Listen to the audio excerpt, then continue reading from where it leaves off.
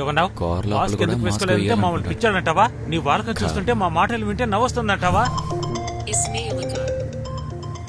ప్రభుత్వం కోసమే కదా ప్రతి ఒక్కరు పనిచేస్తుండేది. నీకు మాత్రం ప్రత్యేకమైన రూల్సా? బచ్చు నాన్న వాళ్ళ ఓనర్ ఫోన్ చేస్తున్నారు. ఈయన్ని మోసం చేసి డబ్బు తీసుకొచ్చాడు. తీసి మాట్లాడండి. ఏ వద్దొద్దు, మనకెందుకు? వాడు ఏం చెప్పి డబ్బు తీసుకున్నాడో దేవుడికి వాడికే తెలుసు. మమ్మల్ని ఎదిరించాలని చూస్తున్నావా? జవాబు చెప్పరా. సార్ కొంచెం డీసెంట్ గా మాట్లాడండి. నాకే నేర్పిస్తున్నావా?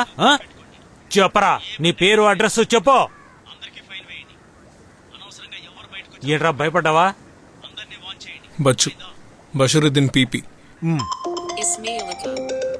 ఏమండి ఎత్తండి. హలో బచ్చు.